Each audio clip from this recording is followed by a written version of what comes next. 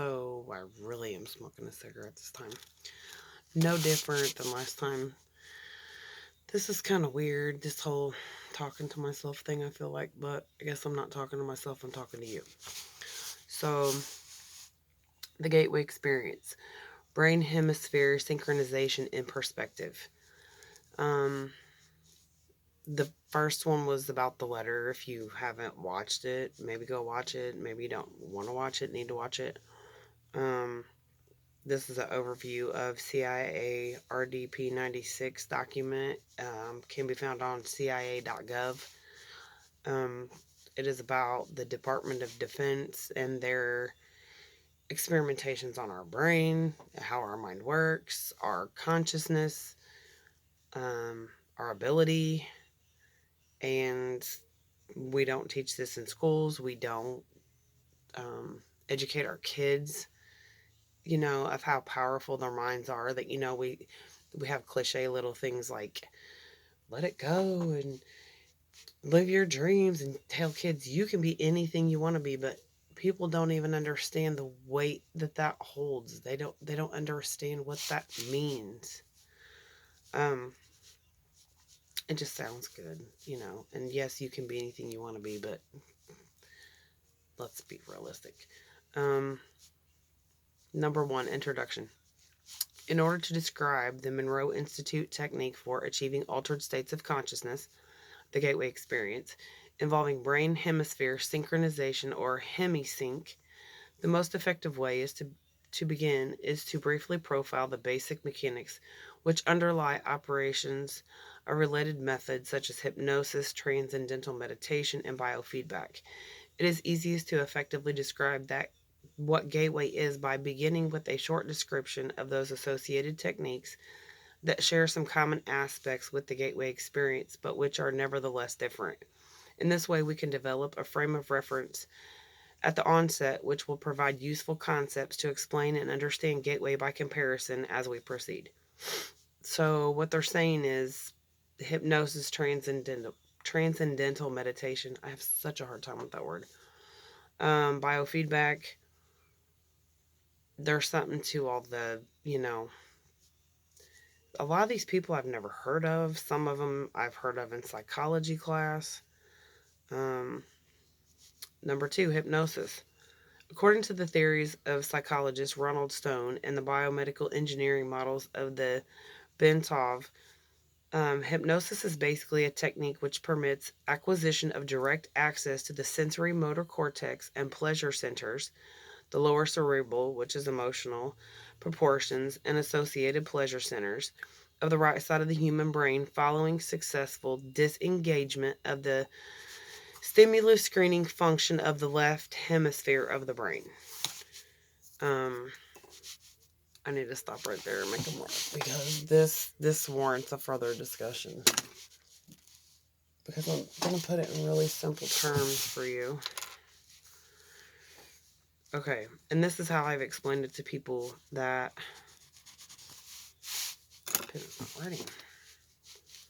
That have, a hard time with some of this stuff. A little bit of background on me. My mother had a brain tumor, an epidermoid brain tumor to be specific. Was developed. It started growing in utero before she was even born. 3 brain surgeries, a lot of trips to the neurologist, a lot of research and understanding because that was my mother. How the brain worked. Things that were difficult for her, and I think she thought her whole life, because of this thing growing in her head, that she didn't have the abilities that she had. I think she blamed it on the tumor. I think that was her self-explanation of why she felt the way that she did, the feelings that she had, the premonitions that she had, precursing a seizure. That was an explanation for her. That was a logical, rational explanation as to her abilities that I don't think she was aware that she had. And this, to me, is pretty eye-opening, self-explanatory at the same time. Basically, what this is saying is the left side of your brain is the logic center. It's the part of you that has been programmed since, they say, about 7 years old moving forward. The ghosts aren't real, what to believe and not to believe. It's part of the it's brainwashing, but you start losing connection with who you are. They say kids have imaginary friends, and they see ghosts, and so kind of that's conditioned out of us. We're taught that's not real. My own kids have said things to me, and I'm like, there's no way. How do you know that? So there's a lot of truth in that. People should put more weight into what kids say. They should listen to kids. You should always trust kids and animals because they don't know any better. They're just honest. They haven't been desensitized to the energy that we all live in. So your logical mind and everything that you've been taught from 5, 6, 7 years old forward, we have to get rid of that. We have to get you back to the state of you believe in fairy tales and you believe in your dreams and you live your dreams because you do. And I see it happening. Everybody's going through an energy shift right now, and I don't think anybody understands why. The Great Awakening has been talked about for a few years. And I think with everything that's going on in the world and the isolation that has happened, people have been forced to go inside. And I don't think everybody likes what they find. But you have to be able to forgive yourself too. That's a big part of this process. There's a lot of people that are having anxiety. People are making major life changes. People that used to drink a lot, people that used to do drugs, people that, everybody's changing. And they're going one of two directions. And you're either moving towards fear or away from fear. And I see it every day by who has a mask on their face in their car when they're by themselves. What are you afraid of in your own vehicle, breathing your own germs and killing your immune system? I mean, people just need to wake up. And I hope that this helps. I hope it makes you go inward and say, what am I really capable of? When they say only you can change it, you are the creator of your reality. And I hope this helps. The left hemisphere of the brain is the self-cognitive, verbal, and linear reasoning component of the mind. It fulfills the function of screening incoming stimuli by categorizing, assessing, and assigning meaning prior to allowing passage to the right hemisphere of the mind. The right hemisphere of the mind, which functions as the non-critical, holistic, non-verbal, and pattern-oriented component of the brain, appears to accept what the left hemisphere passes to it without question. Consequently, if the left hemisphere can be distracted either through boredom or through reduction to a soporific semi-sleep state, external stimuli, to include hypnotic suggestions, are allowed to pass unchallenged into the right hemisphere where they are accepted and acted upon directly. So if it can get through the filter, your creative, emotional mind has access to it, or your feeling mind. The result may involve an emotional reaction originating in the lower cerebral region, sensory motor responses requiring involvement of the cortex, and so on. Both the sensory and the motor cortices of the right cerebral portions of the brain contain a sequence of points known as the homonucleus, which corresponds to the points in the body. See Exhibit 1, next page. I'm curious.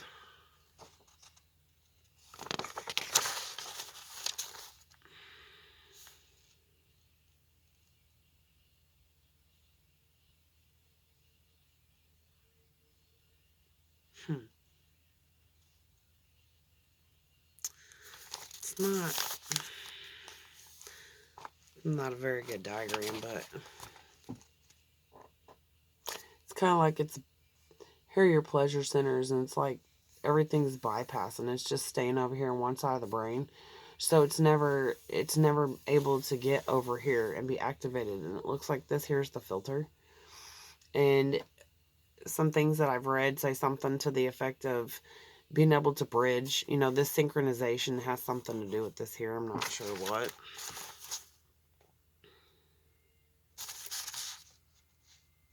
Yeah, it says it's a stimulus loop, like purposely keeping you in the loop.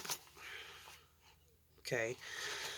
Stimulation of the corresponding area on the cortex causes intermediate responses in the associated portion of the body. Consequently, induction of the suggestion that the left leg is numb, if it reaches the right hemisphere unchallenged and is referred to the appropriate area of the sensory cortex, will result in an electrical reaction being generated that will induce the feeling of numbness. Huh. Should have read this a couple weeks ago again because my hand's been a pain in the ass. Similarly, the suggestion that the person is experiencing a general feeling of happiness and well-being would be referred to the appropriate pleasure centers located in the lower cerebral portion or in the cortex of the right hemisphere, thereby inducing the suggested feeling of euphoria. Finally, suggestions such as one that informs the hypnotic subject that he enjoys enhanced concentration or powers of memory would be responded to in the right hemisphere by assessing unused information storage capacity normally held in reserve as a result of left hemisphere selection and control processes. Okay, so you remember everything, you're just not allowed to have access to it, basically. This aspect will become significant in the context of the gateway process when attention is given to examining the way that hypnosis may be used to accelerate progress in the early stages of the gateway experience. Transcendental meditation, number 3. On the other hand, transcendental meditation works in a distinctly different fashion. In this technique, intense and protracted single-minded concentration on the process of drawing energy up the spinal cord ultimately results in what appears to be creation of acoustical standing waves in the cerebral ventricles, which are then conducted to the gray matter in the cerebral cortex on the right side of the brain. As a result, according to Bentov, these waves will stimulate and eventually polarize the cortex in such a way that it will tend to conduct a signal along the homonucleus, starting from the toes and on up. The Bentov biomedical model is described in a book by Lee Sinella, MD, entitled Kundalini Psychosis or Transcendence. In this, I call it a Kundalini awakening. So, which makes sense. Kundalini psychosis or transcendence. So, what they're doing is they're purposefully and directedly stimulating the right portion of the brain. And so they are awakening it. Just that just came to me. Like, that's okay. So, an awakening, yeah, that changes my mind on something. I mean, it doesn't change my mind like that, but makes sense. States that the standing acoustical waves are the result of the altered rhythm of heart sounds, which are occasioned by prolonged practice of meditation, and which set up sympathetic vibrations in the walls of the fluid-filled cavities which comprise the third and lateral ventricles of the brain.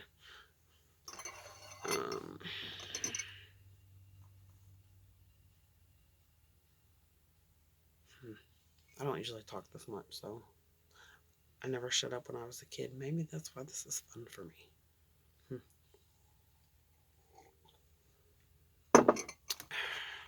In addition, according to Bentov, the states of bliss described by those whose Kundalini symptoms have completed the full loop along the hemispheres may be explained as a self-stimulation of the pleasure centers in the brain caused by the circulation of a current along the sensory cortex. Bentov also notes that most of the described symptoms start on the left side of the body, means that it is mostly a development occurring in the right hemisphere. Although normally a period of meditation involving intense concentration and practice for 5 years or some, which is how long they say it takes to be a guru, is required to bring up the Kundalini. Bentov states that exposure to mechanical or acoustical vibrations in the range of 4 to 7 hertz cycles per second for protracted periods may achieve the same effect. Bentov cites as an example repeated riding in a car whose suspension and seat combination produce that range of vibrations, or being exposed for long periods of time to these frequencies caused, for instance, by an air conditioning duct. He also notes that the cumulative effect of these vibrations may be able to trigger a spontaneous physio-kundalini sequence in susceptible people who have a particularly sensitive nervous system. So this to me in I don't even know to call it the spiritual world, the metaphysical world, the awakened world, the Pleiadians, I don't know what to call it. But for people that are not just looking at this as a scientific paper, that sounds to me like a spontaneous awakening. That's what, it's referred to in other groups of people, I guess.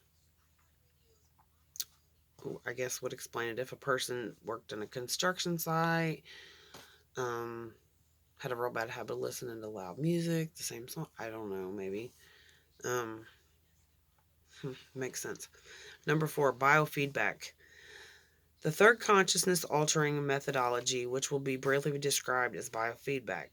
Biofeedback is somewhat unique in that it actually employs the self-cognitive powers of the left hemisphere to gain access to such areas of the right brain as the lower cerebral, motor and sensory cortices, and assorted pain or pleasure centers. Instead of surpassing the left hemisphere as is done in hypnosis, or largely bypassing and ignoring it as is done in transcendental meditation, biofeedback teaches the left hemisphere first to visualize the desired result and then to recognize the feeling associated with the experience as of successful right hemisphere access to the specific lower cerebral cortex, pain or pleasure, or other areas in the manner needed to produce the desired result. That sounds hard. Special self-monitoring devices such as the digital thermometer are used to inform the left brain when it succeeds in keying the right hemisphere into accessing the appropriate area. Once this is done, the left brain can then repeatedly instruct the right brain to reestablish the pathways involved so as to produce the same external objective measures of success. In this way, the pathways are strengthened and emphasized to such an extent that left brain consciousness is enabled to access appropriate areas in the right brain using a conscious demand mode. Wow. For example, if the subject wishes to increase the circulation in the left leg in order to speed up healing, he may concentrate with his left brain on achieving that result while carefully monitoring a digital thermometer connected to the left leg. When the concentrated effort begins to achieve success, the digital thermometer will register an increase in the temperature of the left leg. At that point, the subject can mentally, left brain, associate the sensations experienced with the result achieved and can begin to emphasize, by memory recall, the same process to cause its strengthening by affirmation and repetition. In this way, pain can be blocked, healing can be enhanced, malignant tumors can apparently be suppressed and ultimately destroyed, the body's pleasure centers can be stimulated, and a variety of specific physiological results may be achieved. In addition, biofeedback may be used to greatly accelerate achievement of deep meditative states, particularly for beginners who have no experience in meditative techniques and whose progress in that methodology is enhanced through effective visualization, and external objective affirmation. Display of the subject's brainwaves patterns on a cathode ray tube have proven to be. Yeah, I never heard of that. I screwed that all up. Has proven to be a laboratory validated means by which subjects may quickly learn to place themselves in profoundly relaxed states characterized by the sort of quietude and singularity of mental focus associated with advanced meditation. Okay, so I'm going to recap biofeedback because this just talked about we have the ability to heal ourselves. That's huge. Government doesn't want us to know we can heal ourselves. What the hell would the doctors do? What would Big Pharma do? Oh, that's right. It'd save us a lot of fucking money. Sorry. If you're interested in learning how to do any of this, I'm not going to keep going over it because this shit just pisses me off. We're going to go to number 5. Gateway and hemisync. Now that we have briefly profiled the basic mechanics of the principal techniques for altering or expanding consciousness, which share some of the objectives and or methods employed in the gateway experience, we may proceed to focus on what the techniques actually involve. Fundamentally, the gateway experience is a training system designed to bring enhanced strength, focus, and coherence to the amplitude and frequency of brainwave output between the left and right hemispheres so as to alter consciousness, moving it outside the physical sphere so as to ultimately escape even the restrictions of time and space.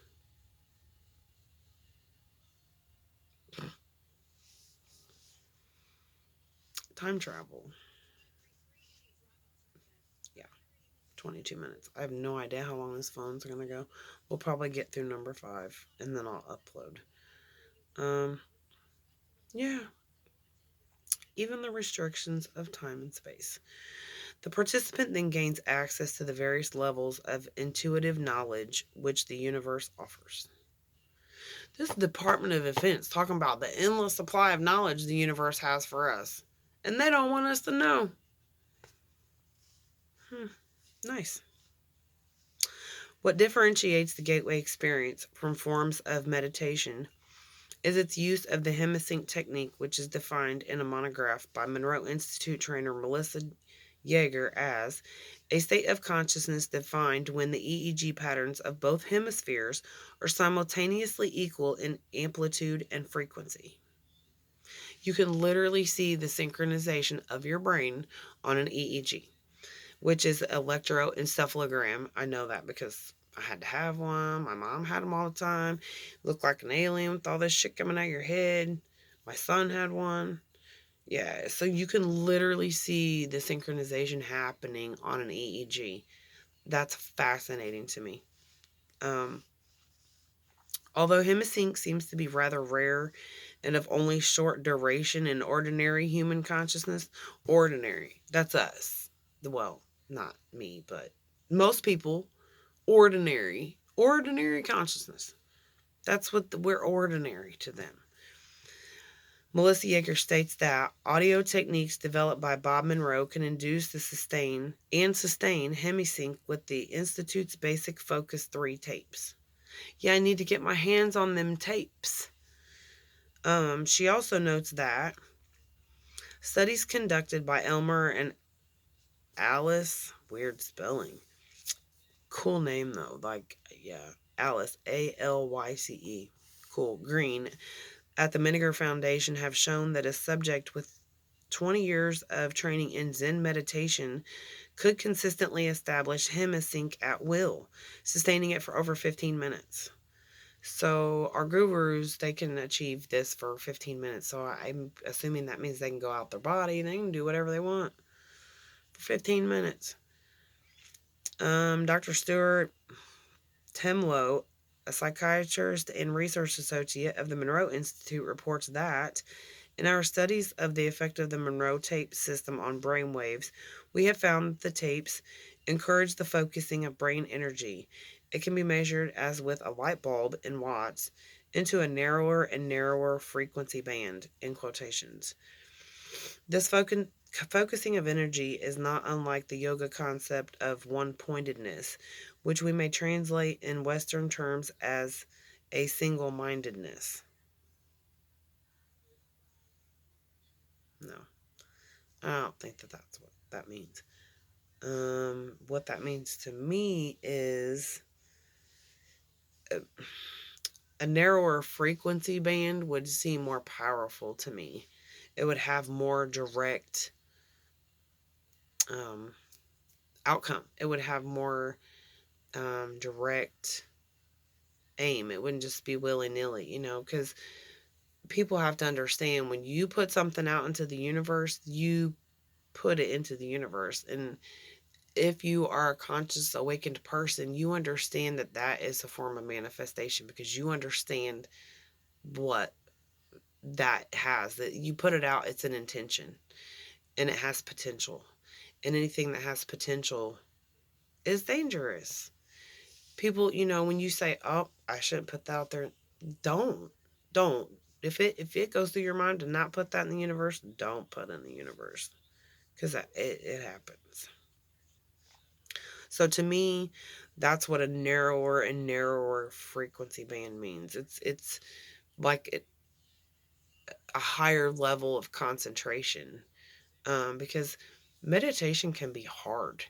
Um, it can be easy and it can be hard, but it's especially if you have your intention. If you're, healing energy is hard to send, and a narrower and narrower frequency band would be, if you want to direct that good energy and stuff, you need that narrowing, and that's not for a single mindedness. That's for a single receiver. Um, that's what that means to me. Um, Dr. Timlow goes on to observe that as the individual gets into the tapes beyond focus 3, in quotations, there is a gradual increase in brainwave size, which is a measure of brain energy or power. Right. So if you want a narrower band, I mean, if I have, and this is such a crude analogy, so please, I apologize if I offend anybody, because everybody's offended over everything. But if if I'm aiming to hit a target, I want to hit it one time with a 40 cal and not a bunch of little baby buckshot. Okay, if I want to hit my target, I want to hit my target. So the narrower, the more specific. So of course it's more powerful. And that's the problem with these papers. Like, a lot of people can read this shit, but nobody. It has some of it's going over my head. Really, I ain't gonna lie. I mean, and I have been around neurologists my whole life. I paid attention. My son is smart. My girl's smart. But science, I'm into this. It all makes sense to me. But some of it's gone over my head. And I was reading on some stuff the other day, and I was trying to use my phone and do all this stuff, and I have an anatomy and physiology book right here. Like, I'm not going to show you my room because it's horrible right now, but I have a lot of books and a lot of stuff that I've collected over the years, and that everything has a purpose. And when they say everything happens for a reason, I have every book on the shelf over here for a reason. I have my anatomy and physiology book from class I took in college 8 years ago. I was going to be a nurse. Yeah, that didn't work out too well. But it's, I mean, I have it. So when I'm doing all this research on some of this stuff, I have it right there. I can multitask. I don't need to have all this technology. I have YouTube. I have Facebook. I don't do TikTok. I don't do all this crap because watch The Social Dilemma. You won't do all this social media crap either. Um, so we got through number 5. If you're still here with me, I'm glad. I'm happy. I hope your curiosity's piqued. I hope you do your own research. Because we need to wake people up. We we are powerful, and we are the people, and we're not. AI is already here. Like, we have got to stop this. It's time. This generation coming in, they're born wearing masks. They're born playing on social media and on YouTube and before they're 2. What is happening? We gotta wake up. See you next time.